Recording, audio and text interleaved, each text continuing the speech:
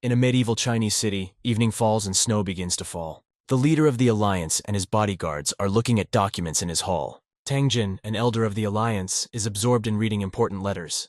Counselor Gao Yan stands nearby watching the leader. The leader notices the first snow outside the window. Lost in thought. This snow is the first of the year, marking a change. A counselor remembers how his child loves snow, dreaming of his son's joy. The elder is surprised to learn about his son's age and reflects on time. The question of the son's age causes confusion among the elders. The counselors answer that the son is 6, sadly noting the elder's forgetfulness. The elder looks at the table and reflects on the transience of time. The counselor reminds him that he asked this question a few weeks ago. Despite the loss of his memory, the elder plans to give his son a gift. The old man has another question that has been bothering him. He asks if he has a son or a daughter, forgetting even the child's gender. The old man cannot remember whether he is a boy or a girl. The counselors are concerned about his condition, asking if he is okay. He realizes that time is taking its toll, but old age does not come alone. The elder is convinced of his health, comparing himself to a bull. He thinks about 40 years in power, wondering how quickly the years have flown by. The old man turned to the counselor, not hiding his thoughts. He asked for an opinion about himself as a person. The counselor was confused at first, but realized that he was being asked to evaluate himself as a person. The question seemed strange, but the answer was obvious. Everyone knew that he was the best person in Senku. The words made him think about his own identity. Nicknamed the god of war Tianjing, he became a legend at the age of 9. After that, he spent a lot of time fighting unorthodox sects. He destroyed the dark ways and the cult of the blood god known for its influence. In the end, he fulfilled the Morim Alliance's long-held wish by completing his mission. Thanks to him, the peace in the city was preserved. But the enemies did not surrender. The enemies tried to poison or kill him, but to no avail. He defeated all those who dared to oppose him, defending his power. The townspeople called him the steadfast leader of the Alliance. As a leader, he mercilessly destroyed traitors, upholding justice. He has become a symbol of justice and martial arts skill. His existence is the way of the warrior, the essence of Qianhu. Recently, the master has been behaving strangely, causing the advisors to worry. After reassuring the counselors, he let them go, saying that everything was fine. He turned to his son, noting his absence from home, but gave him freedom. The son looked closely at his father and realized that the situation was not as rosy as it seemed at first glance. His eyes showed care and concern, which he tried to hide. Respecting his father's wishes, the son bowed his head in gratitude, expressed words of support, and advised him to get a good night's rest, trying to bring calm to their conversation. On this quiet, snowy evening, when the city was slowly falling asleep, and the wind barely swayed the branches of the trees covered with snow, the master thought thoughtfully about his son's words, and how if a person born here reached incredible heights, there would really be no room for doubt or discussion. He went through an extremely difficult life, filled with trials and struggles that marked every step of his journey. Over time, from a brave and invincible young warrior, he turned into an old man whose health is failing and whose memory is betraying him, leaving him often to forget the details of his majestic past. Now he became weaker, losing his former strength, and the path seemed longer and more difficult. At that moment, a deep longing suddenly gripped him, piercing his heart with a pain he had not expected to feel. He clutched his chest tightly, trying to suppress the cough that escaped and the pain that suddenly came, making him think about his health and future. Surprised by the sudden illness, he wondered why it had happened so suddenly. Clutching his chest with all his might, he tried to calm himself down, but he instantly fainted, falling to the floor, which usually meant the worst. But then a light began to enter his eyes, heralding hope. As he gradually opened his eyes, he realized that he was in a strange place.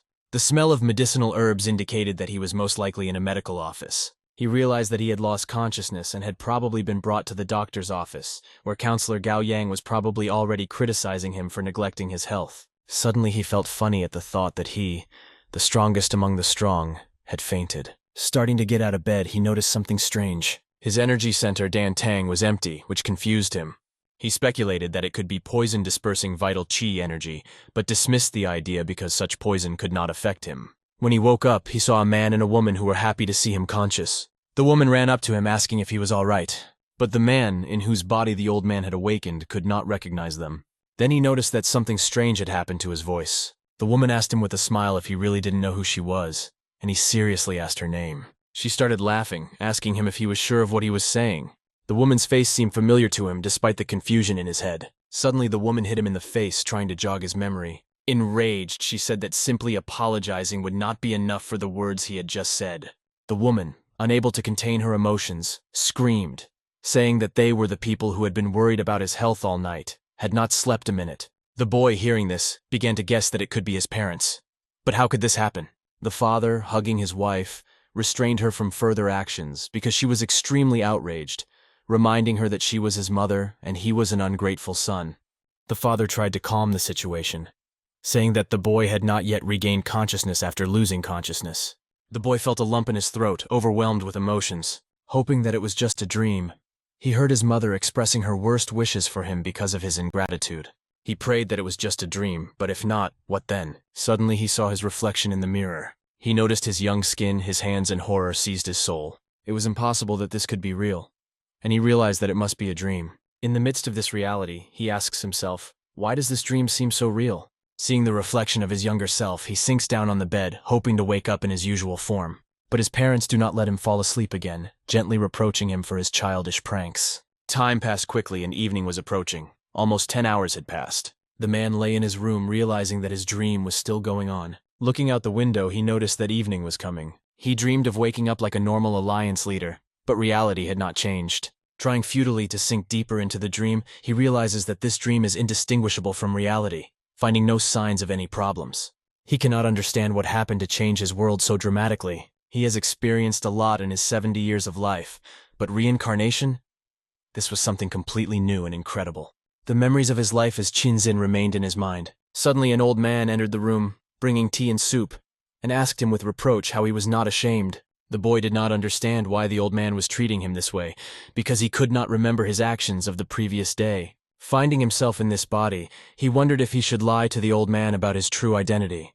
But the old man could tell that the boy was confused by the look on his face. The boy asked anxiously why he was considered irresponsible while in his bed. He mentioned how, as the head of the alliance, he always knew the good and bad sides of situations. He didn't blame anyone for the dangers, he didn't rely on anyone, he had a simple attitude towards his subordinates. He always took his work responsibly, realizing his duties. Now he suddenly felt irresponsible, trying to understand what had happened. As he left the room, the old man sharply said that the boy was a disgrace to the family. These words caused the boy fear and anxiety. The door slammed loudly behind the old man. Left alone, he wondered what he or the person in whose body he was to deserve such an assessment. This criticism was extremely exhausting for him. Suddenly the door opened again. A young man entered the room exclaiming that everything was finally clear. Sitting down next to him, he asked why the boy did not listen to anyone, reminding him of the repeated warnings. Fighting against a woman will never bring victory, and addiction to alcohol will lead to a fall.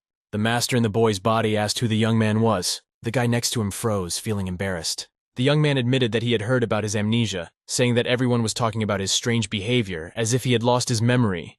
With a hint of sadness in his voice, he added that even in such a situation, the boy finds a way to circumvent the system.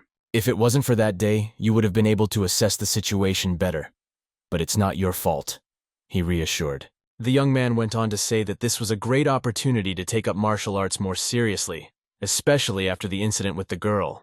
But the man repeated his question, wanting to clarify the answer. The guy's reaction became serious. He introduced himself as Guan Toi, and asked to stop joking about memory loss, realizing the mistake in his name. Trying to correct the situation, the young man clarified that he was called Lighthead and not Baldhead, but was still surprised by his behavior. Our hero claimed that he really did not remember anything. The young man assured him that there was no need to pretend to him, expressing sincere concern. He insisted that he really had lost his memory, repeating it several times. The guy asked a question about the loan, and the reincarnate replied that he did not remember the amount. After the amount was announced, the reincarnate became embarrassed, saying that he did not have that much money on him. Nevertheless, he took out a few coins and gave them to the boy. This gesture convinced the interlocutor of the sincerity of the reincarnate, that he had really lost his memory. Asked why he decided to check because of the money, the guy replied that the real owner of the body would never repay the debt. Then the reincarnate realized that in his past life he was not the best person, causing a bad opinion of himself. Realizing the seriousness of the situation, he decided to tell more about himself, assuming that he could have made many mistakes. His past began to be revealed. A meeting with Lady Sun ended in rejection, after which he lost control, becoming aggressive towards others. This led to his being beaten, drunk to the point of unconsciousness, and falling into a pond. The reincarnate reflected on his past, asking himself who Lady Sun was, and how he could have ended up in such a situation.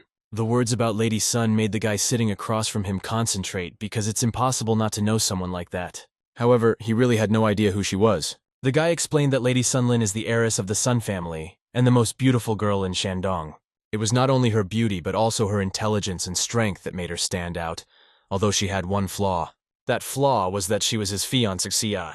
This information confused the hero a bit, because he did not realize why being a bride was considered a disadvantage. The guy said that she was unlucky with her husband, and that was her only flaw, sympathizing with her for her unhappy marriage. There was no silence between them. The tension in the air was growing. The reincarnated master asked if he often beat her, which surprised the boy.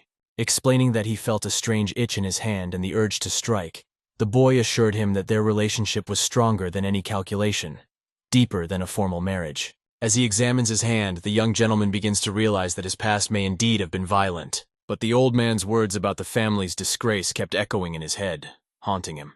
He kept asking the boy about the details of his past. The boy said that he had lost large sums of money in gambling and courtesans with whom he fell recklessly in love. He went around drinking, fighting, running away from home, and claimed that he did not want to practice martial arts. He wanted to make a name for himself in Qianhu, to which the master interrupted him. Now the master understands why his mother hit him only once. He would not have left a living place on himself for such actions. When asked about Guantoi's identity, the boy hesitates between telling the truth and lying. The master insists on honesty, calling it the last chance. The boy was worried because the truth was not the best. Guantoi, the personality into which the master was reincarnated, was actually considered a dreg of society. The words about his own failure made the master realize that the situation was really difficult. He remembered his father's words about being the incarnation of Qianhu, and this inspired him. Feeling relieved, the master accepted the idea that perhaps he had really died and had a chance for a new life. He perceived his reincarnation as the beginning of a new story. The new day began with the realization that the body in which he had awakened belonged to Li Dan, the young head of a swordsman clan from Shandong. Li Dan was not only weak in interpersonal relationships but also in martial arts, where his level was terrible. As the 20-year-old heir to a swordsman clan, he had only spent 5 years working on his energy. During this time, he had a servant whom his annoying mother called Guanta. Turning to Guantai, our hero asked if he had heard any rumors. Perhaps a treasure map of the former master or a two-headed creature has appeared. At these words, Guantu only frowned skeptically, not understanding where such ideas came from. Continuing, our hero mentioned the possible death of the leader of the alliance. Guantu replied that there was no reason to believe in the death of a healthy leader. He had not heard any rumors about it. This made the master think because he had been in a new body for several days, but there were no rumors of the leader's death or any other mentions. He speculated that perhaps the information about his death had been concealed to avoid political or social repercussions for the village. Guantoi sighed, noting that he was the one who had been the subject of some rumors. There were rumors that he had lost his memory after being beaten by Lady Sun. The master was not pleased to hear of such stories, realizing that he had fallen victim to women's hands, even in his previous life. He smiled as he spoke enthusiastically of Lady Sun's greatness, which was so impressive that he rushed to her without hesitation, despite the realization of the possible threat to himself. Although it hasn't been long since his return, rumors of her beauty are already spreading everywhere. Guantu reminded the master of the lines of people who had lined up to see Lady Sun's beauty. However, the master could not remember this, for his encounters with many women of the world had always ended in failure. In a previous life, he became a head too early, which affected his personal life. For many women, he was the strongest, and no one saw him as a simple man. His only love was the sword he held in his hands. Guantu said that he noticed that the master was eager to meet his lady, but the master dismissed the idea, claiming that he had forgotten all about Lady Sun, calling her the most beautiful in the world, as he put it. Guantu asked why the night had become a decisive moment for him. This raised the question of whether there was a reason why the martial artist had chosen a different path. Guantu was shocked to realize that his friend had indeed lost his memory. He found his sword in the warehouse, which he had to search for with great difficulty, and smashed it, feeling that it was exactly what he needed. Holding the sword in his hands, he felt a connection to the weapon that he hadn't felt in a long time. It was the first time in a long time that he had held a sword in his hands. It had been a long time since he had reached the top of his sword skills, and there was no need to fight anymore, because there were no enemies left. Despite being called the god of war, he had not mastered the art of the mental sword.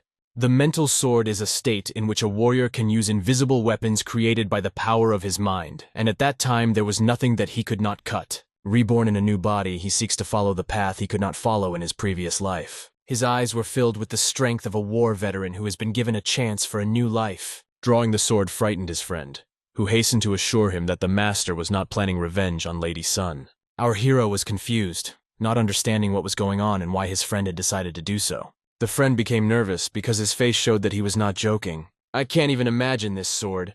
He sighed heavily. In his new life, his mother came to him asking if it was true. The boy didn't understand what she meant at first, but she asked him sharply if he really wanted to deceive everyone again, accusing him of lying and asking why he was holding the sword. He replied that he hadn't touched the sword for a long time and just decided to pick it up. "From that moment on, I decided to take up martial arts seriously," he said. His mother realized that he was trying to convince her again, believing that he was still lying and might be up to no good. "I don't know what I'm going to do with this sword," he replied to his mother without revealing his plans, but he knows he will never hurt his bride. He promised his mother that he would not use the sword against those who were weaker than he was. His mother's gaze was full of unrecognizance. She looked at him as if she were seeing him for the first time. Our hero realizes that he was too caught up in battles to start a family, and his passion for fighting forgot about the duties of the clan. He doesn't understand why he was reborn in a new body, but as long as he lives in this body, this woman is his mother. These words surprised the mother, but they helped her to start believing him. A few days later, the master began to train actively. He worked on restoring his inner energy, and with time he began to do better. The energy filled him completely, revitalizing him with new power. He began to radiate a bright light of power. The training was not easy, but he did not give up. He was able to purify the energy he had acquired from 5 years of practicing low-quality internal arts. Using the technique of the celestial art of consciousness circulation, he learned to control his breathing. This helped him to increase his inner strength and resilience. Suddenly, his friend burst into the room. He reported a big problem. Our hero realized that the moment had come when the time had come. He assumed that the leader of the alliance had died. However, his friend was confused by this thought and asked where he got the idea that the leader had died. He repeats the word leader. When asked who it is, he replies that it is their incompetent commander, Su Yunkin. "Why is there so much noise? What happened?" the comrade asks. He emphasizes that Lady Sun is walking beside him. They are both heading straight for him. Hearing this, our hero goes out to meet them, hoping not to cause any additional problems. He realizes that he needs to apologize with respect and understanding before meeting Lady Sun. Realizing this, he suddenly saw his guests.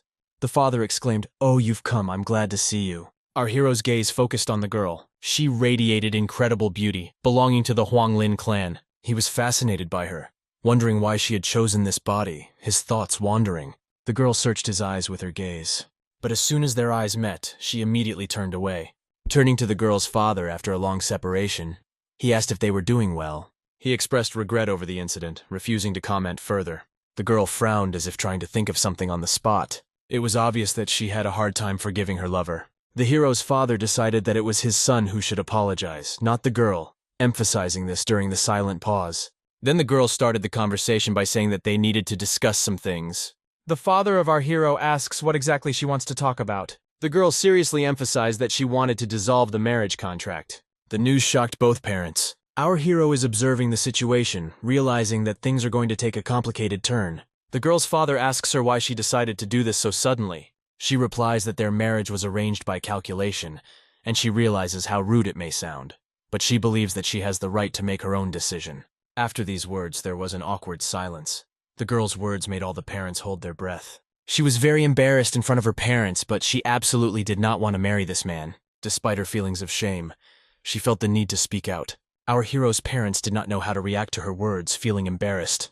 However, the girl's father reacted sharply, accusing her of being ungrateful and wanting to break off the engagement without discussing it with him. He criticized her for having too high expectations and being ungrateful. The father's words hurt the girl deeply. One of the parents intervened to try to calm the situation and offered to discuss the reasons for her decision. Suddenly, they heard from the hero's lips that he also wanted to break off the engagement. This statement made the atmosphere even more tense. The protagonist's assistant was shocked by his words, but the guy remained confident. The girl was shocked by the unexpected development. The bride's father, ashamed of his reaction, realized that he had overreacted.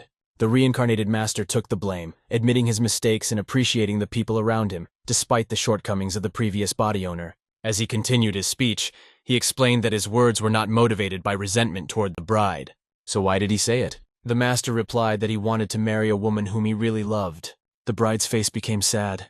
The hero's parents bowed their heads, realizing that no marriage can be profitable if it is not based on love. The father tried to ease the tense atmosphere by saying that it was great when everyone agreed with this opinion. The girl's father got angry, saying that they could not just break the marriage agreement. The boy's father replied that as his daughter had said, they had no right to decide her future for her. These words made the girl's father even more upset, and he decided that enough talk was enough for today. The girl shifted a little in her seat. She asked the boy why he had changed his mind. He jokingly said that her hand was too heavy. The girl didn't respond to that, she just remained silent. She showed her respect to his parents by bowing down in front of them. Then she followed her father. The boy watched her go, realizing that he was letting her go. The parents asked him anxiously what he was going to do next. Our hero replied that he would not look for another bride for now, but would focus on something else. His mother asked him if it was not consensual, why he made a scene. He coughed, apologized for the inconvenience, and explained that he didn't really know what to say, because he had only recently found himself in this new body. His parents were worried about what he was going to do next. As he mentioned earlier, his goal is to study martial arts in depth. Was it a really serious decision? But the boy was not joking and had clear intentions. After these words, a chill ran down my mother's back. Seeing this, the father decided to calm her down by taking her away from all her problems and making her a cup of tea. The father was proud of his son's words. He had finally said something worthwhile, and they had to celebrate. So they went to celebrate. Looking after them, our hero realizes that as soon as he feels their eyes on him, his heart seems ready to jump out of his chest. Despite the fact that they are in the body of this snotty boy, they are very concerned about him. And something inside him is uneasy. Even with his family, he feels that he might become vulnerable. Assuming that he is the only one who understands what love is, his mind will immediately weaken. He won't have to act as rigorously as he used to. For many hours during the day, he has been practicing to the point of exhaustion. His body was already tired. He noticed that without using the power of his inner art, his strength would indeed be quite low.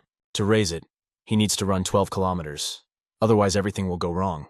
And if he continues to work hard, things should go much better. When he entered the yard, he saw her, the girl who didn't want to see him at first, but would later marry him. She came up to him and started talking to him. He stood there, stunned, looking at her. But she brought him to his senses, saying, "Don't react so sharply. I didn't come here of my own free will." The father sent them to apologize. The boy told her not to worry, as he did not feel offended by her arrival. She asked him if he remembered what he said that day when he got drunk. He said, "Let's see how long her beauty will last." He insulted her by reminding her that her face would eventually be covered with wrinkles. Our hero realizes that he has to atone for the villainous tongue of the one who lived in his body before him. He apologized to her for what had happened, but she said he was right. The master did not understand what she meant.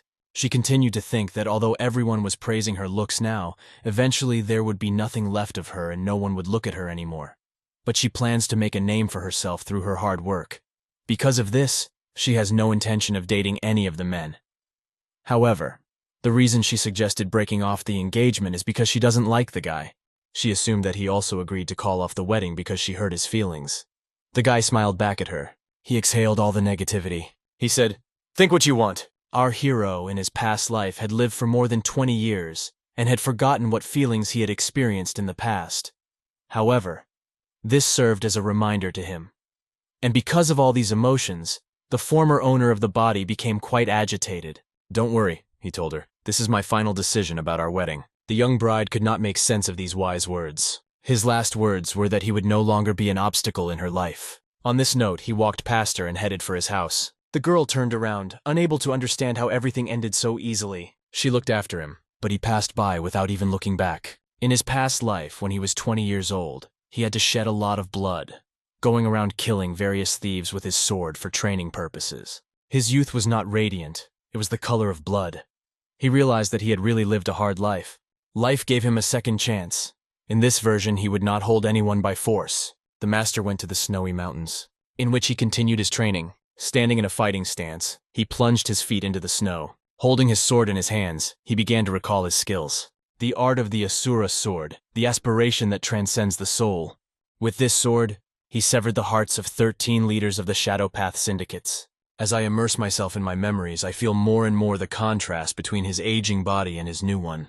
A dark silhouette appears before us. He swings his sword, and he cuts through the darkness with his light energy. He cuts off the head of the leader of the Bloody Sky cult, and he received the title of the strongest in the world. His meditation reached a new level. When he managed to accumulate his energy, it was so powerful that his explosive technique was followed by a big wave. A race began through the entire winter forest, illuminating the trees that were nearby. The house rose above the training ground. It was very easy for the master to use martial arts. Perhaps this guy had an innate talent for them. How Li Dan managed to lead such a lifestyle with his physique was beyond the master's comprehension.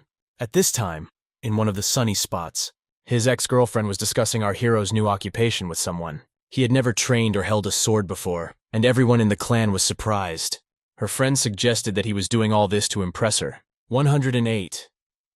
Although she noticed that something had changed and he was not pretending to stand out in front of her, their friend remarked, "But isn't he the one in the middle?" He recalls their meeting with his lady and emphasizes how convincing he looked. She announced that a meeting of promising young people would be held today, and the girl should be there too, because the young gentleman who had organized everything was checking to make sure she was coming. And she knows this syndicate so well, her friend told her. The girl replied sharply, asking not to be reminded of it again. She would be there anyway. This realization brought danger to her friend, and all they had to do was prepare to defend themselves. Thus, they agreed to set out to meet each other. A typical Chinese street is bustling with life. Our hero wandered around the city hoping to hear something about the death of the Alliance leader, but he hadn't heard a single rumor, he thought as he sat at his desk.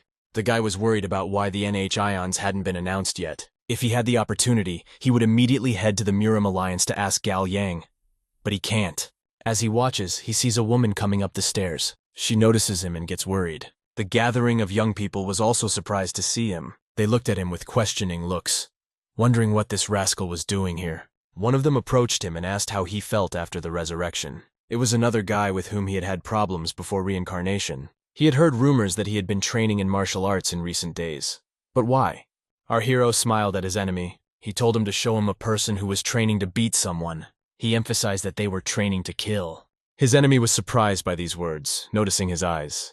The master calmly sipped his tea, keeping control of the situation. This guy felt fear of our hero, Lin Dan, and how he was able to make him feel it. His opponent wanted to humiliate him in order to feel some kind of privilege by insinuating that he had been beaten by a girl. Hearing about the debt, our hero took note of it and promised to ask his friend Juan about it.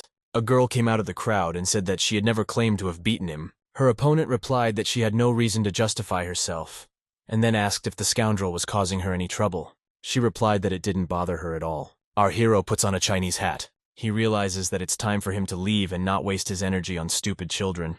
He wonders why he was reborn in this boy's body. 144. True, it was unknown, but at least he did not waste his time. He walks past his beloved with conviction. Everyone notices that he has a slightly different atmosphere now. His strange behavior deeply disturbed the girl. As evening approached, Wally, his friend, was sweeping the yard. When he saw him, the young man turned around. He asked him why he was cleaning up at such a late hour, and he told him that Leader Yang was coming to visit soon. Hearing about the leader, our hero was shocked. He didn't even know who he was. Guan holds the broom and is once again surprised at the boy's forgetfulness. Guan exhales heavily and prepares to tell his story. Our hero has noticed that no matter how many questions he asks him, he still won't be believed. Guan told us about the leader of the largest syndicate in Shandong, who was Ji Zhe, and this is the whole reason why we are in second place. The boy replied that they were actually in third place, 158. But what caused their rapid fall to third place? The boy asks, "You really don't know?" The hero assumes that it was because of him, and indeed it was true. A considerable amount of money was spent on solving the problems he caused, and for this reason, the number of fighters had to be reduced. When our hero got into debt, he complained about the large amount of his debts, but what bothered him the most was that he owed the Little Jan syndicate. And now he realized why he was behaving this way. They had 3 large battalions of swordsmen, whose numbers were dwindling, and now there was only one left, and the same goes for the cavalry. He had heard that finances had been tight lately. Guan looked at him with a look as if he were mocking him. I wanted to say something, but I didn't. Did the master suggest that his salary was cut more than anyone else's? However, he said that this hadn't happened yet, and the head of the house was primarily focused on salary. Listening to all this, our hero realized that he was not the one who made this mess. He himself was slowly and surely destroying the family's future. Everything was clear to him. He would have to deal with all these problems. But why make such a fuss about this dinner? This question intrigued the boy. Guan explained that they had to sew hard because they had borrowed a considerable amount of money from the person who was coming to dinner, and then he went to work, because he had no time to be idle, because he had a lot of tasks to do. This whole situation kept the owner on edge. Suddenly a girl came up and began to tell him how the leader of the Yan clan had once defeated Guan Toi's brother. Our hero recognized her as Sun He, whom Guan remembered as very kind. Why is this rascal? Who hit him? Son, he said that there was garbage left in the yard, and such laziness of the servants deserves a flogging. Did the boy beat another man's servant and ask a question? The girl was on the verge of tears when she said that it was Yang, the leader, who had left the garbage. The young man realized that he was truly worthless when he realized that he had not only carelessly thrown away the garbage, but had also beaten the servant for littering. The girl pouted, barely holding back her tears. "Did I participate in this situation?" the owner asked. The girl exclaimed in a loud voice that he was just there, passing gas and laughing as they dealt with the trouble. The best summary was about the body the master had reincarnated into. Realizing that Lee's tribute was not just bad but terrible, how could he dare? Nevertheless, she decided to share that Guan had mentioned that the young master had been behaving much better in recent days. It was hard for the owner to realize how terribly he had been treated by the owner of the body. The girl admitted that she did not trust him very much, but she trusted her younger brother Guan. She bowed to him, expressing her respect. Then she went about her business. After this conversation, the boy had many thoughts running through his head. But suddenly he heard some sounds. The master was working so hard that sawdust was flying around him. The master noticed and understood this, although the boy managed to succeed thanks to this. He still treats him well. Day turned to night, and in the evening the clan leader arrived. He opened the gate to the courtyard. The clan leader was not walking alone. He was accompanied by a whole delegation of warriors. It seemed that he had come not to have lunch, but to lay siege to the castle. The moon illuminates the courtyard, and night torches add to the atmosphere. The clan leader asks how everyone is doing. What the clan leader would be grateful for, having arrived after such a long journey. Our hero finds it very strange that this leader has come so late. He makes it clear that he looks down on them. As one of his friends remarks, the villain is here. This is the scoundrel who beat Guan Toyu for no reason. The chief asks the chief if he knows the head of the Peng family from Huber City, doesn't he? He does. They decided to unite with them and start a business. And now they are on their way to them. The head has just said a word about the leader. The leader thanks him for that. After thanking him, the leader laughed and emphasized that he is the only one who cares about him. A good and strong clan leader would be, and the clan leader offered to go inside the house to discuss everything there. The boy's father was just seeing the head of the family off, and at that moment they were not together. When his recent acquaintance approaches, he calls him a lover of debt. The boy behaved with restraint. He looked at his good friend Guan Toy. Jacob had been working hard and stood in front of him, stooping down. He saw his face, and it was becoming more and more difficult for him to hold back. The boy decided not to waste time and avoid stupid talk. As he walked away, he stopped, amazed at the petty pride of this insignificant old man. It's time to stop making excuses and quickly repay the debt. When was he going to pay back the 20,000? Our hero did not hesitate and assured him that he owed him nothing. His distant acquaintance was so offended by these words that he imagined that he might still consider himself the heir to the best clan. To which our hero replies that he himself knows the answer, no. And thanks to him, everything became clear. People in the neighborhood really noticed that he had changed. The amount of debt mentioned can easily provoke financial difficulties for an average family. But what could have made them take on such an impressive amount of money? Then he hears a sudden scream and turns around. This rascal dared to use one of the servants as a tool. It is clear that the master did not appreciate the mockery. His friend, a faithful servant, decided to defend the girl and told the villain that she was just a child. The villain saw that the servant had touched him and was filled with rage. Kung realized that he shouldn't do that. He falls to his knees and says he is sorry. This villain sees that you can do anything to him, even send him to the next world. He remembers that the last time he was beaten, it was by himself. He falls down and begs for forgiveness like a servant, but the spit falls to the ground next to him. He has shown extreme disrespect as the representative spat in the servant's direction, making it clear to everyone present that things are bad. This hate-filled scoundrel claims that it's dirty here as an excuse to pick on us. And this is just nonsense, because this mess was left by this rascal. He was also angry that his message was not answered, but he says it's just a trifle. However, the villain insists that he is right, but wonders why he is on the ground. Didn't he just say that you have to get dressed up for the guests? The boy realizes that this is nonsense, but agrees to clean up anyway. The villain steps on his hand, stopping him in his tracks. The girl screams, "What is he doing?" But this rascal says that since saliva came out of his mouth, it should also be cleaned with his mouth. Well, it was quite disgusting. The people around were shocked by such disgusting behavior and rude remarks of the guest. But the girl insists that she will clean it up herself, as she realizes with tears in her eyes that he has stood up for her. Guang asks her not to interfere. He suggests that she contact the clan leader if she needs anything. The girl reluctantly agrees, feeling helpless in this situation. Just then, a young gentleman approaches. He stands confidently and wants to help resolve the situation. The girl looks at him with tears. Feeling insulted, she thinks this is his chance to make amends. He came over and said that all the dirt needed to be cleaned up. The girl was shocked to hear this. Guan is well aware that he will have to lick his saliva off the ground. It is cruel. This rascal laughs calmly while standing on his feet. The servant standing behind him has already decided that all the rumors about him changing were just lies. Guan takes responsibility, suppresses his feelings, and decides to get rid of them. He bends over the ground, crying and wanting to lick the dirt.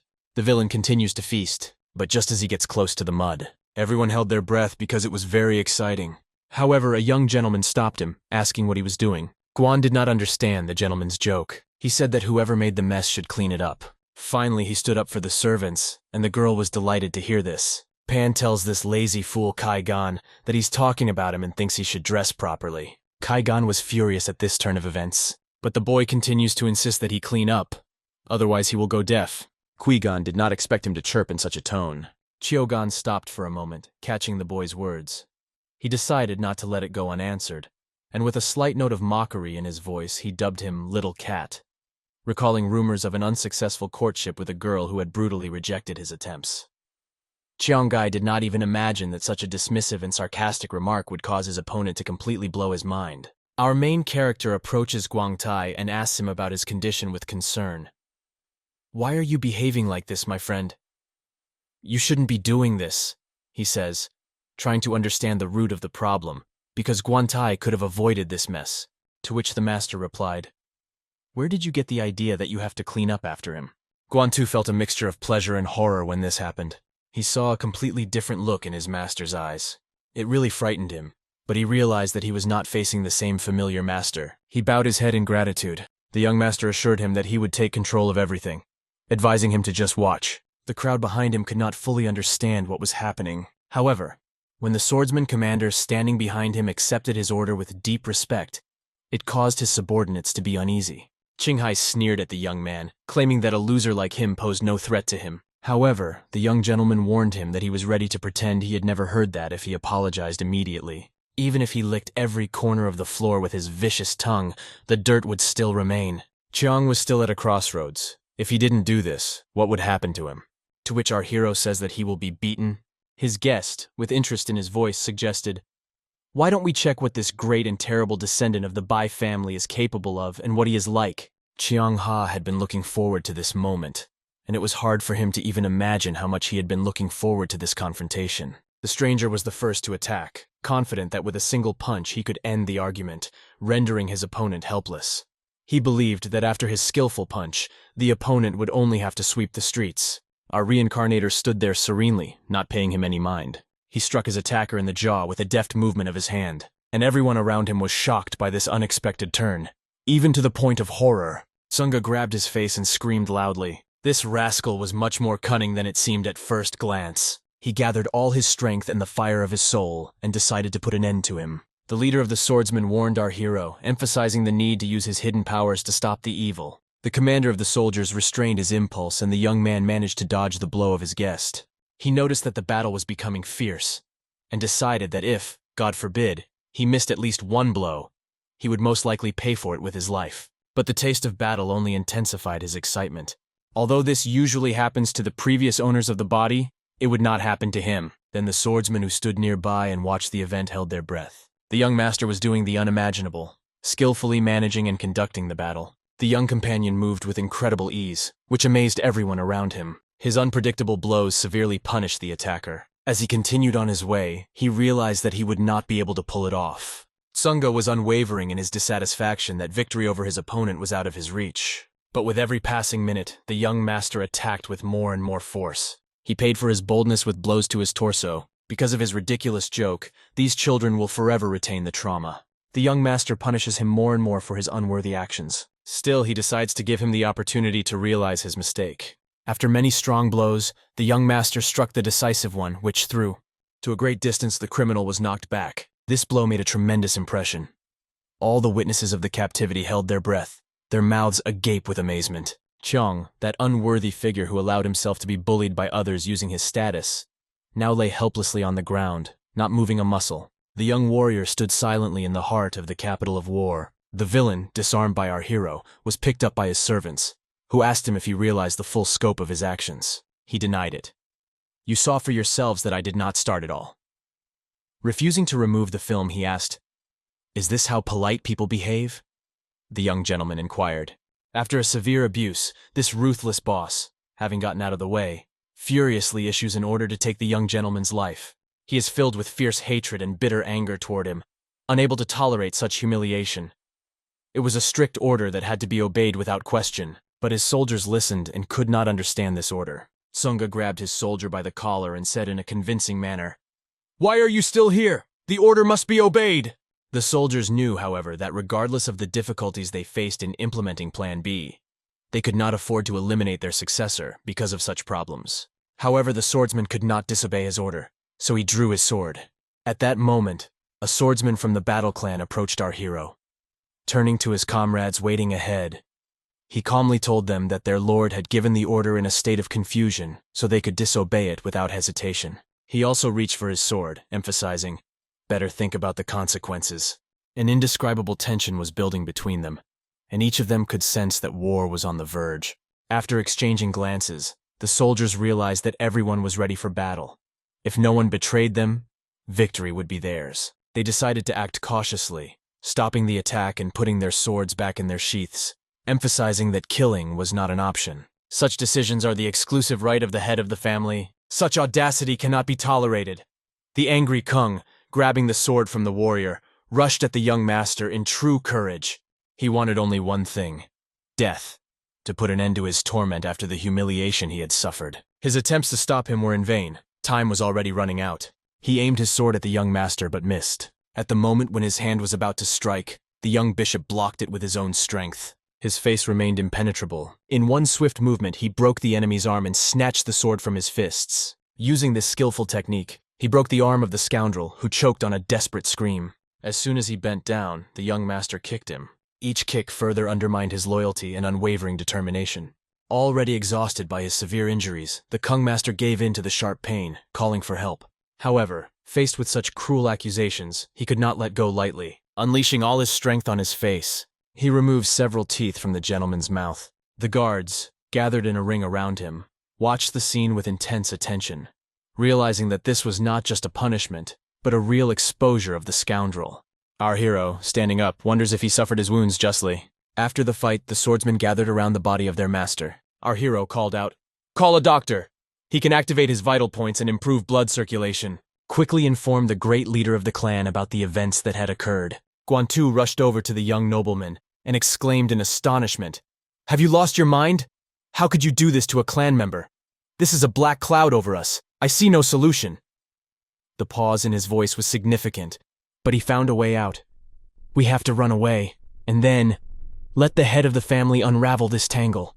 He strongly advised the young man to run away, because if he stayed here for a long time, he would inevitably face the clan head, and this would not end well for him. The moment the young gentleman looked at the merry man, it became clear to him that if they traveled, he would bear all the blame, and he would be the main responsible party.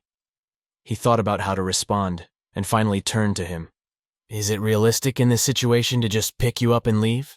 Guan clearly realized the gravity of the situation and, terrified, insisted that they needed to leave immediately. The young master replied that there was no need to rush anymore, as the clan leaders were appearing on the horizon.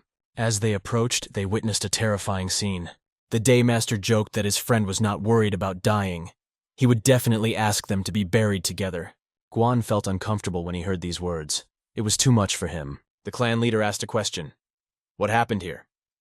What is going on in these lands?"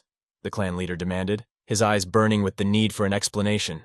His unworthy son claims that this worthless creature tried to kill him. The leader gives him a look of hatred.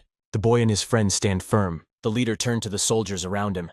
"Was it true?" The warrior seeks to reveal the truth by speaking frankly. The clan leader slaps him hard on the cheek. The clan leader considers him a fool because he has allowed the young man to be a fool. He, the fool, allowed the young ruler of the Yan clan to find himself in such a desperate situation. The father stood before his son, fully realizing the consequences. The swordsman, wounded by the Yang clan, fell to the ground, deprived of the attention of the leader who did not realize the situation. An atmosphere of tense anticipation gripped everyone. The clan leader, taking advantage of the moment of silence, turned the attention to himself. He said in a hoarse voice, "How will you answer for this?" The father's eyes rested on his son, but until the very end, no one could understand what had happened. His father turned to the swordsman. "Tell us what happened there." The swordsman told everyone how Janssen had treated his servant unfairly, humiliating him and forcing him to lick his own spit. but he received a fair punishment. He was punished by the boy for his actions. However, the visiting clan leader could not understand how he could allow himself to harm his son so lightly for the sake of a servant. On some kind of high horse, he put his hand on him, but the young master remained silent, not responding to his words. The leader asked again, "How are you going to answer for this?" But the father stood up to defend his son, convincingly stating that if anyone should be held accountable in this case, it was Yana, the undisputed leader of the clan.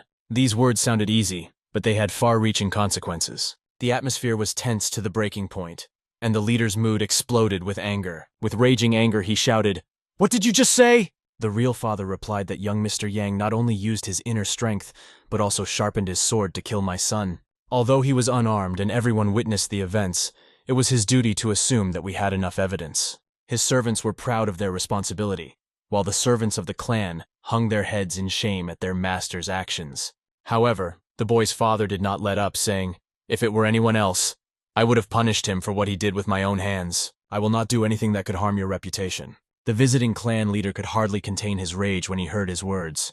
The young man's father warned him that if the rumors of the incident spread, not only you, as the head of the clan, but your entire family would be ridiculed. The clan leader recognized his words as a threat, which they undoubtedly were. Now he was faced with the question of how to respond. "What is the meaning of your words, son?" The father asks the hero with interest. "What are you trying to reveal to me with these words? What thought are they leading to?" The leader of the Yang clan found himself in deep confusion after this conversation. It was as if his wings had been cut off, and he felt extremely depressed and despised. After hearing his words, the boy saw his father's true strength. Until that moment, he had been convinced of his own insecurities, but in fact he was deeply mistaken. After exchanging numerous remarks, the clan leader discreetly made it clear that the time for conversation was over. With special emphasis on the significance of the moment, he pointed out to the family leader the need to fight a fair fight and settle the debt he owed. The father gently replied to his son's request, "Of course, child." He also noted that it was time for the guests from his household to go home. And so these villains realized that things had not gone as planned, and this was the greatest insult to their clan. Gathering in full force, the battalion deployed and moved forward. Everyone was waiting impatiently for them to leave. After a moment of silence, the father turned to his younger son and gently asked him what had prompted him to do this.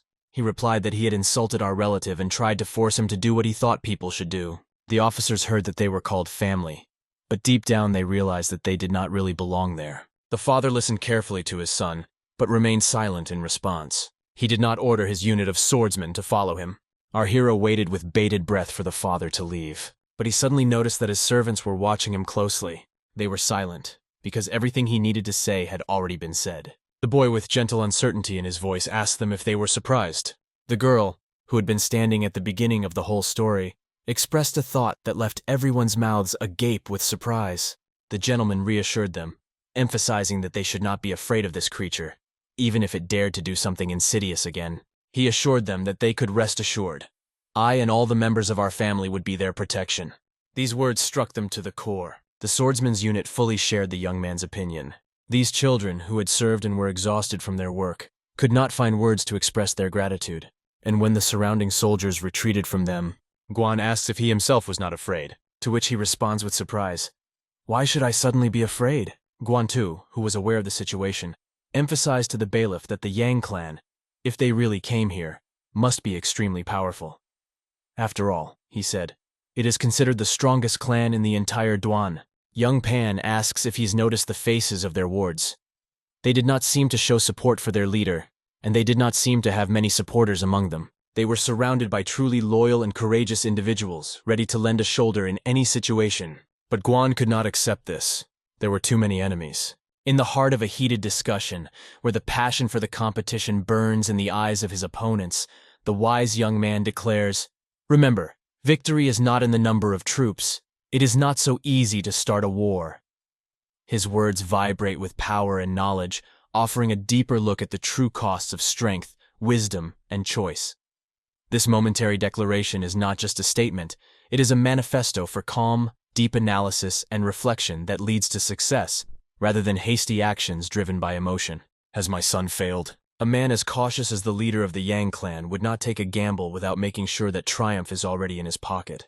Only when he is sure of victory will he launch an offensive. When that decisive moment came, his son was not even paid attention to. His irritation was not caused by the fact of his son's beating, but by the realization that he was the cause of it. He could not stop himself, because his logic was powerless, and the realization that the causes and consequences of this event were completely different made his heart fill with bitterness. The young master realizes that he was created for this. The servant could not understand the meaning. What was the point of all this? In response, he heard, "Go, get some rest. You have experienced too much." Just as he was about to leave, a young man caught his attention, and she thanked him sincerely for his great deed. Our heroes were happy about it. He smiled and said that it would fill him with kindness for the rest of his life. The servant was relieved when the unexpected became apparent. The young master, analyzing the circumstances, realized with his little experience that now was not the time for action. In order to take revenge, the leader, they would try to take revenge while keeping their hands clean, and he had to be proactive. There was a tense atmosphere in the family room as the father watched the mother's actions closely. Lena, eagerly holding the antique box in her hands, carefully opened it. Inside, under a layer of fine white velvet, rested an extraordinary piece of jewelry. It was a necklace of such beauty and craftsmanship that her breath stopped for a moment. Each stone, perfectly polished and radiating deep shades like secrets sealed for centuries, sparkled under the light of the lamp. With inspiration and awe, she turned the necklace around in her hands, thinking about the stories this jewelry could tell. It was a family heirloom, kept and passed down from generation to generation, a source of deep respect and pride. In one mystical setting, where intrigue and power games formed the basis of clan life, a figure appears wrapped in a veil of mystery. A woman, in a sharp and deliberate voice, dispels the silence by whispering, "The leader of the Yang clan, he is so petty, he never worries for nothing. Questions of motives are alien to him."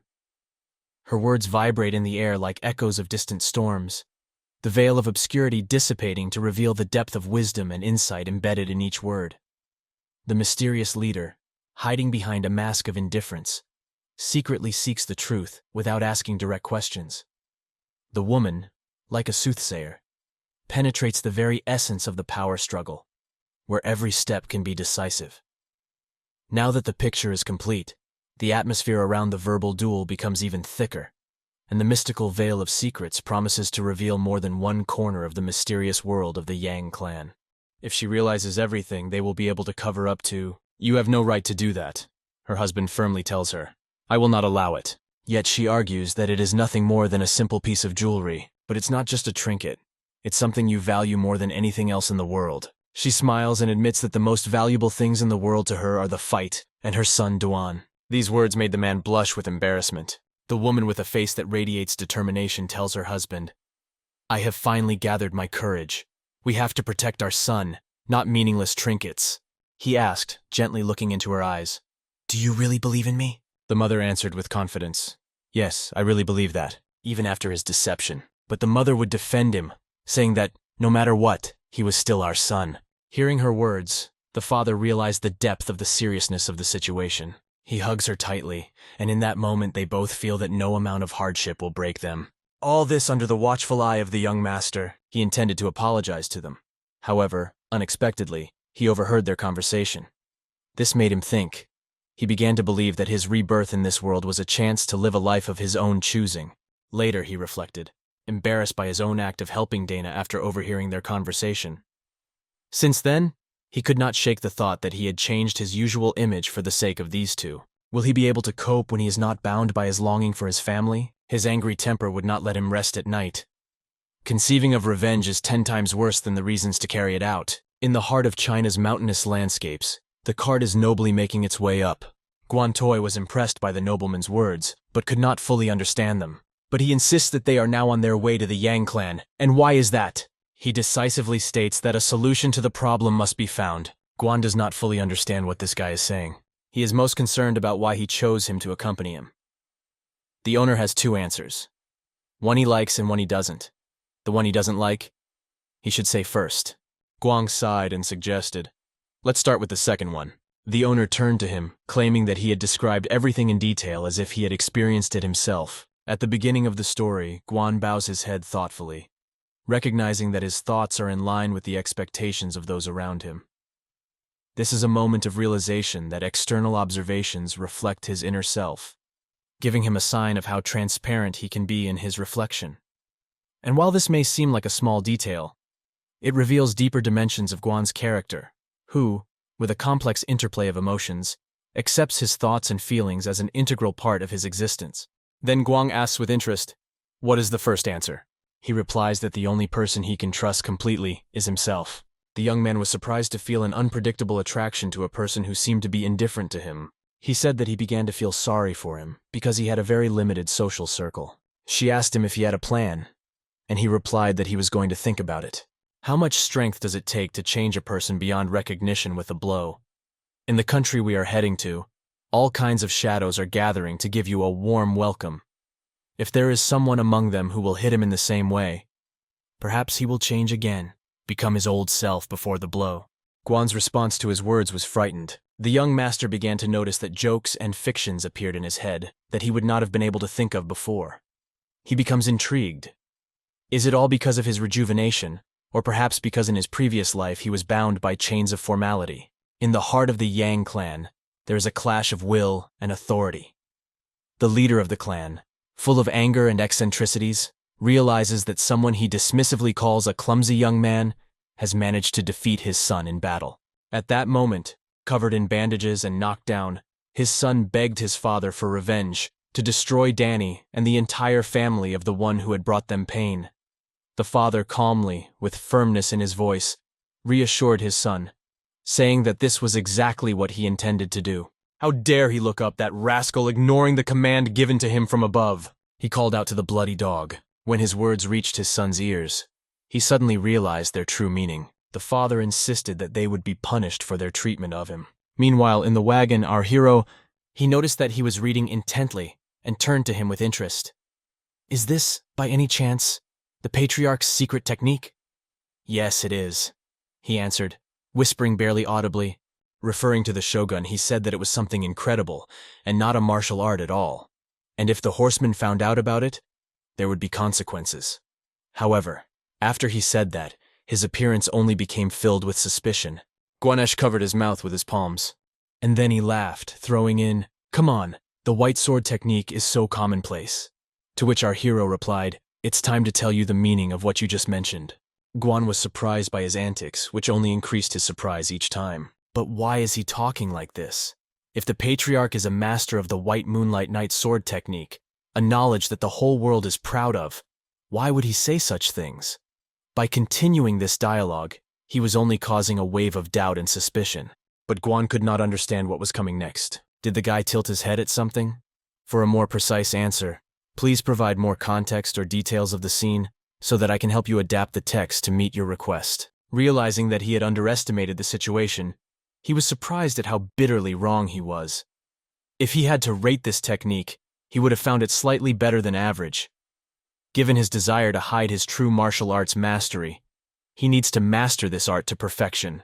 Guan watches him, remarking in surprise, "How unusual to see you with a book." Indeed, his experience with reading was limited to bar menus and announcements in adult recreation centers. "What kind of martial arts skills does the young gentleman propose to teach me?" But Guan answered resolutely that he would not. "No, I refuse."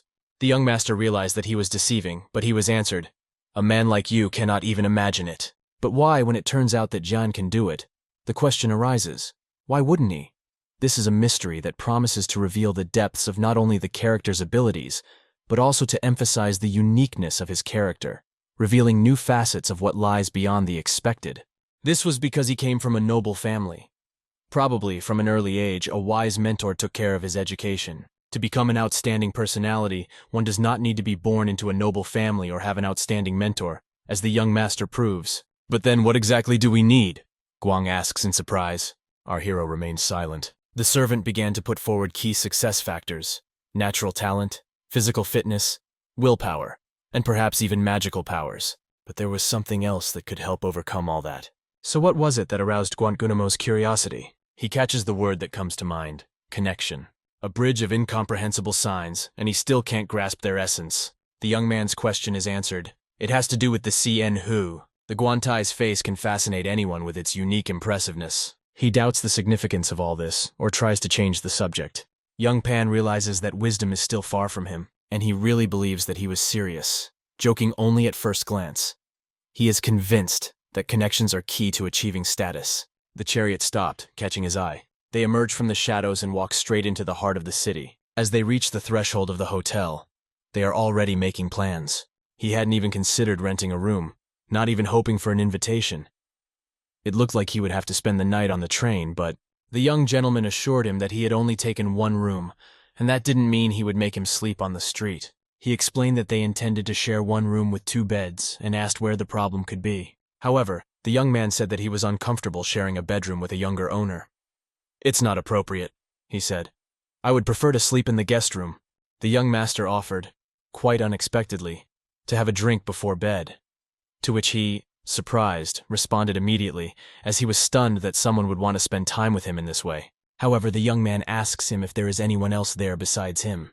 He also asks for some simple snacks and drinks. Stopping at the threshold, the maid addressed us with exquisite manners, reflecting the hotel's true hospitality.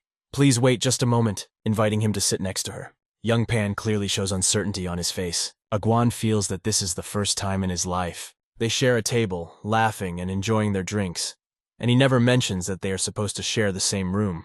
Once in the new world, the master feels that his knowledge and experience have been reduced to nothing, leaving him defenseless, like an ignoramus. When he discovers that he has inspired fear in the young boy, the master realizes his new reality with a touch of humility and responsibility. The moment he reached for the bottle of alcohol, Guang asked for permission to pour the glass himself. However, the young master poured the glass and said laconically, "Just drink." But Guang replied, "You are the older one. You should be in the lead." His old beliefs did not allow him to live calmly and accept this view. He raised his glass and with a slight smile said that he would soon get used to the new taste of life. "It will be just one sip, but it will stay with me for the rest of my life, reminding me of your kindness." The young man jokes with a slight smile, saying that he still needs to pour. And suddenly he was seized by a burning thought that he had an epiphany. The young gentleman decided to take him with him, just to realize the plan.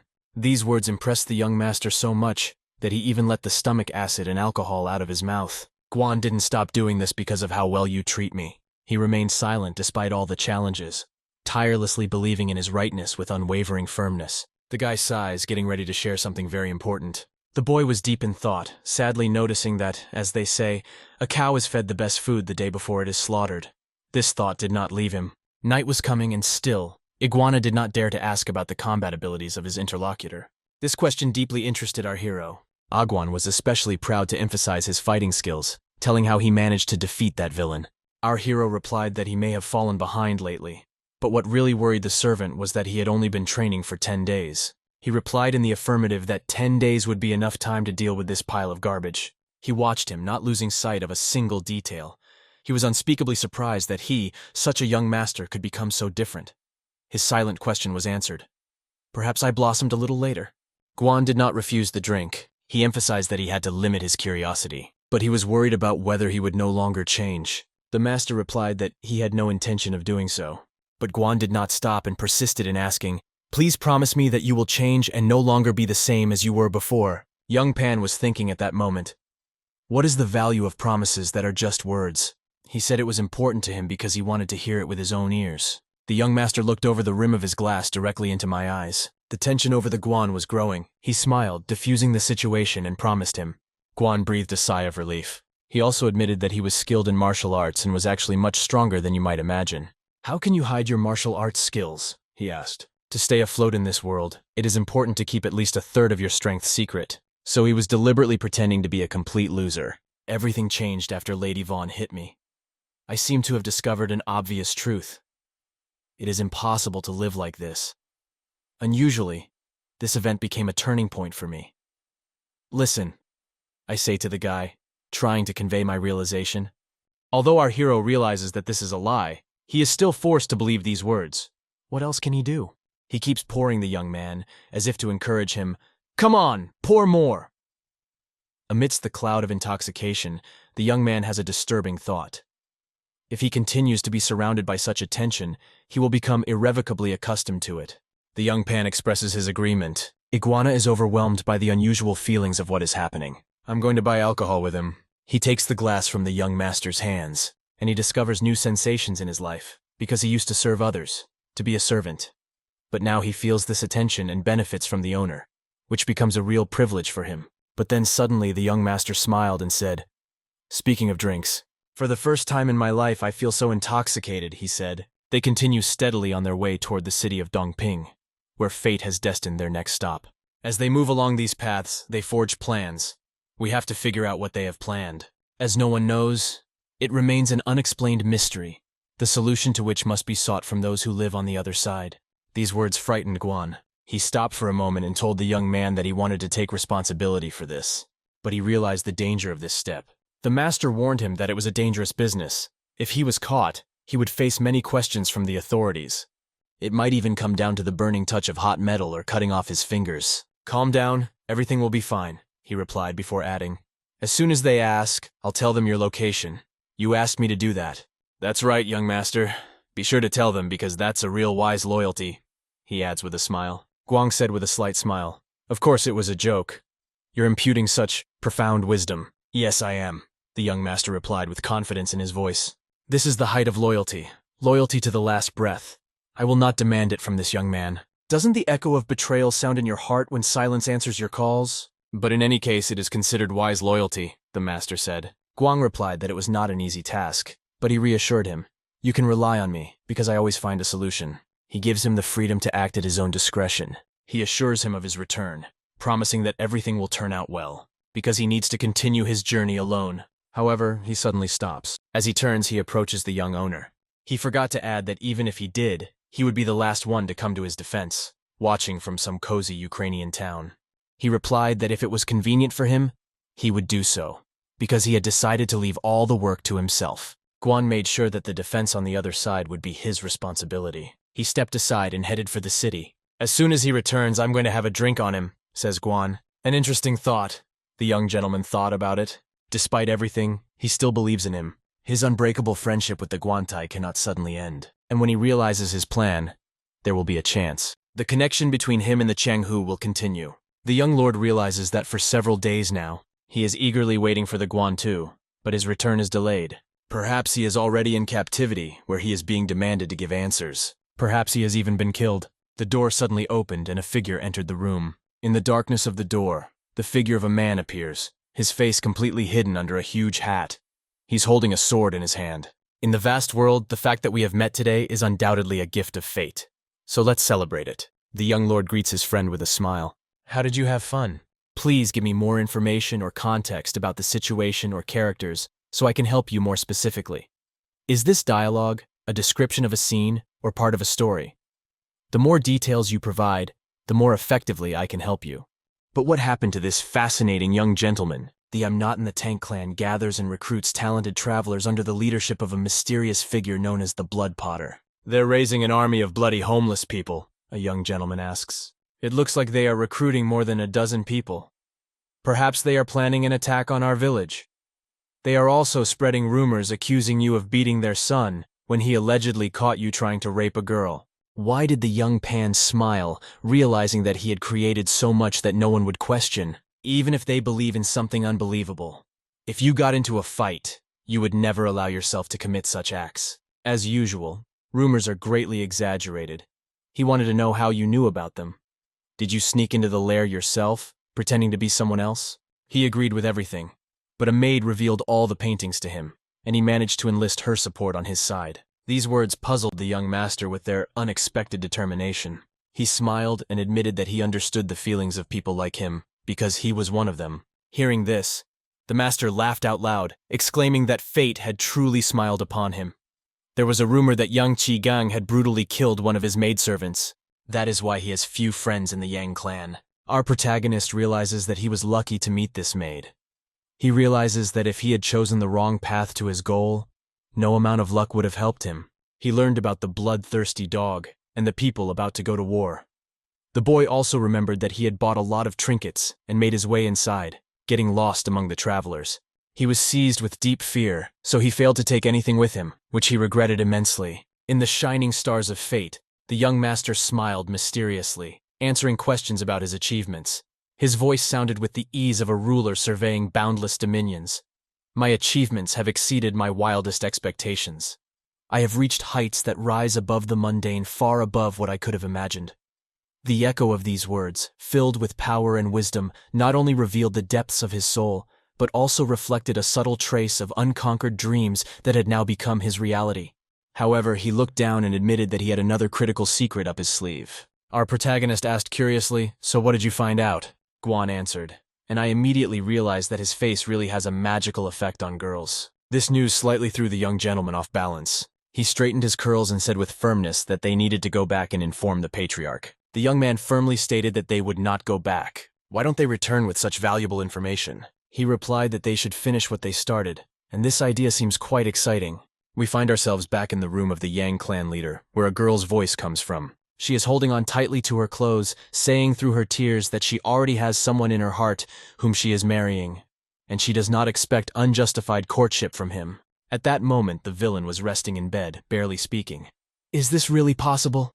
And the girl answered, "Yes, I cannot help you." What words from the mouth of this bastard! Does he deserve to die right in front of you? Hearing this, the girl was filled with anxiety. This rascal is demanding that she fulfill his needs immediately or she will lose him.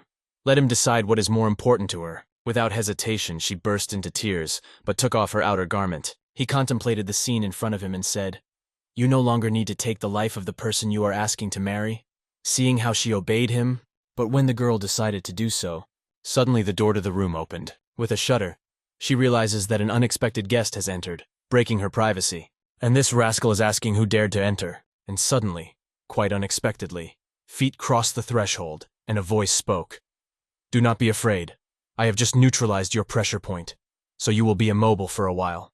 The child said, "Not all men in this world are scoundrels like him." The mysterious young man in the mask passes the girl, walking straight to the scoundrel. With unwavering confidence, he reveals that an evil dog has bitten the villain. This, of course, does not mean that all dogs are like him. This guy, stretched out on the bed, asked the other guy with undisguised impatience, "Who am I?" He asked to be told quickly because his stay here is temporary. At that moment, overwhelmed with tears, the girl fainted. This mysterious ninja embraces her in his arms. "Forget everything that happened today. Live a long and happy life," emphasizes the ninja.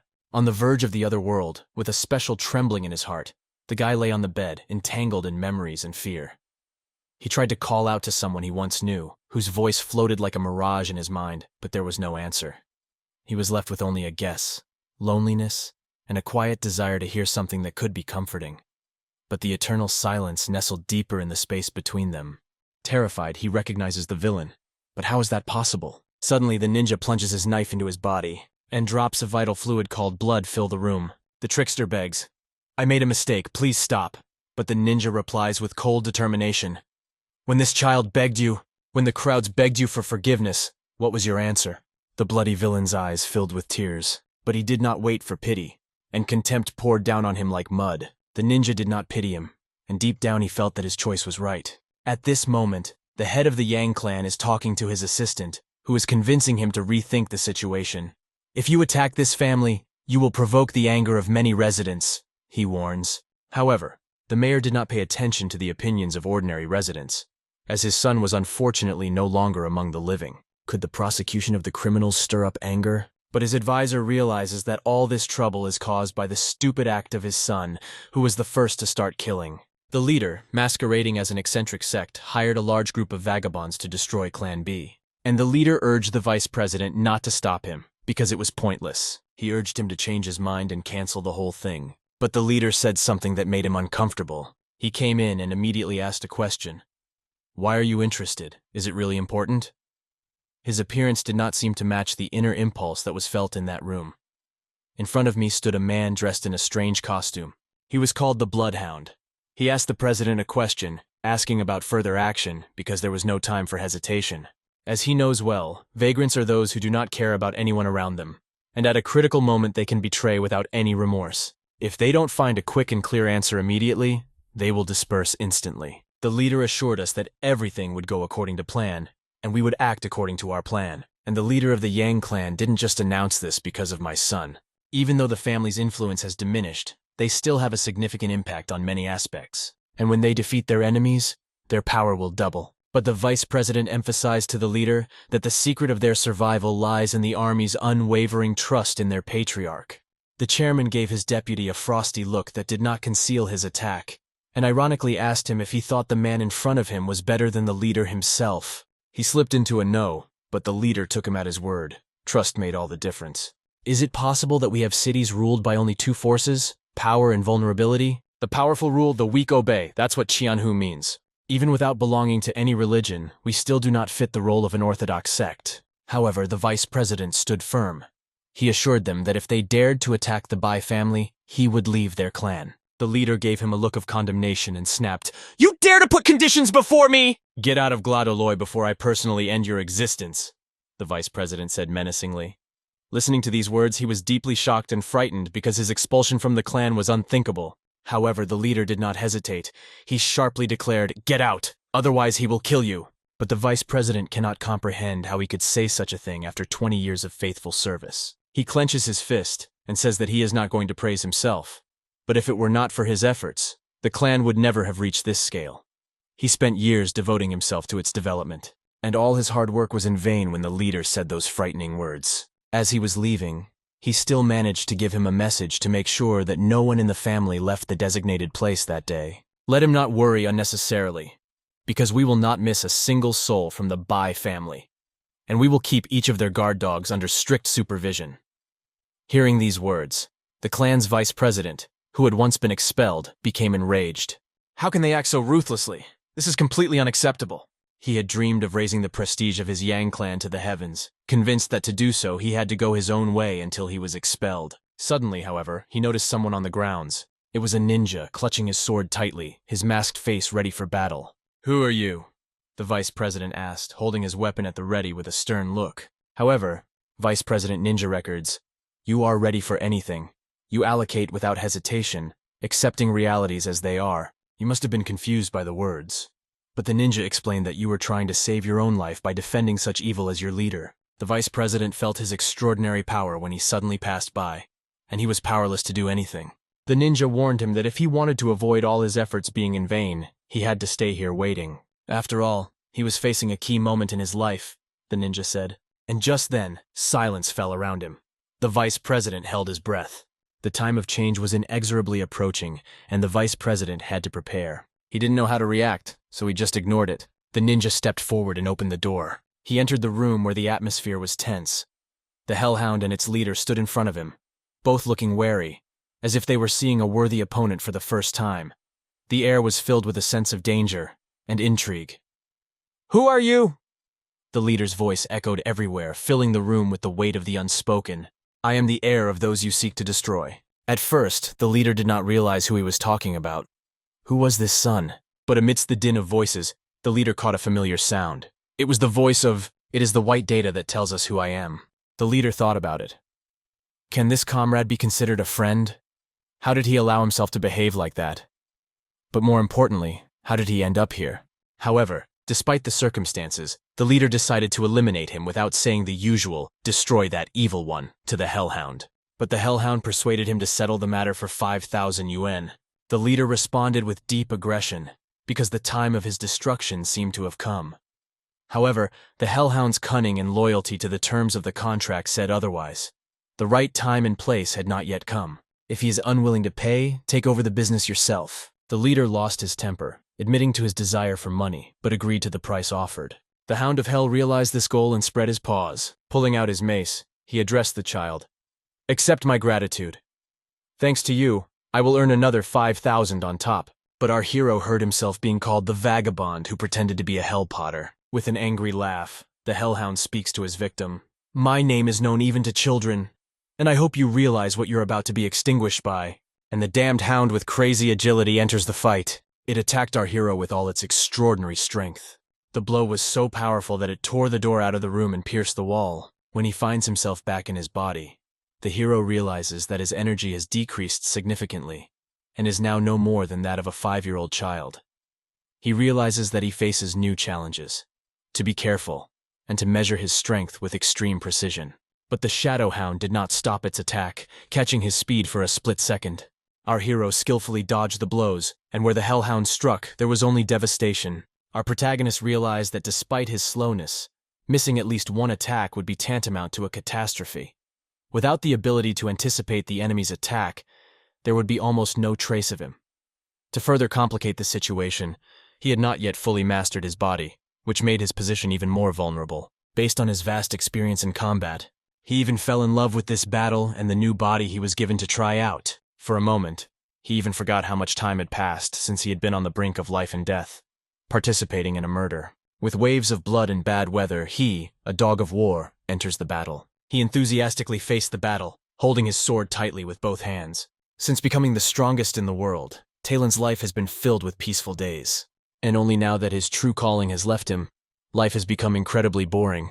And now she came to life, radiating the very spark of life he had been longing for. He witnessed their passionate pursuit, and the extraordinary power of that look stunned him. And so he outrun them, outsmarted them, and slyly struck himself on the head. Using the asura sword art, the pursuing soul technique at the beginning level, he easily severed the head of the hellhound, and now it fell, struck dead by the boy, to the floor. Seeing this, the leader recognized the situation as impossible. But what really happened could not be denied. The look in his eyes lost its confidence, and he realized the blow had passed through him almost imperceptibly, and the guy had gone through the enemy's body. But when it happened, he didn't even notice. The guy moved with incredible speed, like a real ninja in action. When the leader hit the ground, he looked at him and asked, "How did you learn this?" Raising the mace of the Hound of Hell, he says, "When you learn, it will be difficult to understand. Even if I explain it with my fingers, it will be difficult to understand." The leader turns to him. "Why do you need the weapon of the Hellhound? Don't tell me you want to make it look like we had a fight." But he said, "That's exactly what I'm going to do as soon as everything is settled. The arrogant pack was planning to escape after you were killed, but the leader decided to prevent that by promising them everything they wanted. With all these benefits, he will be able to support his family." He revealed the secret of the hiding place, where an endless pile of gold and unspeakable treasures shone, more than 30,000. These were just words, but the man emphasized that his circumstances were far from the best. But if he grants him forgiveness, he can receive everything that exists here. He convinces him that this is not just callousness, but only the beginning. If you give him life, you will get everything. But if you carry out the death sentence, you will be left with nothing because his treasures cannot be found without his help. Our hero claims that he has already heard about the mighty Qianhu, a creature that is both extremely strong and vulnerable, and the third property does not exist. What did you not say before? The strong survive, the weak die. Where's the mistake? It seemed to him that today they were not at the top of their game. Our hero waves his sword, signaling the end of this villain, and once and for all, he destroys his insidious plans for the family, putting an end to his actions. Only the shadow of this event knows the truth about what really happened. After this case, our hero shouted, "Come in!" The vice president burst in, not knowing what a twist fate had in store for him. But when he entered, his eyes saw a terrifying sight. The Hellhound and the Patriarch seemed to have inexorably withdrawn from us, and the young Mr. White Dan, single-handedly able to defeat the most powerful warriors of the clan. And the young lord turned to him, saying, "From now on, I congratulate you because you are becoming the head of the Yang sect." The vice president, and now the leader of the Yang cult, was surprised by this news to the core.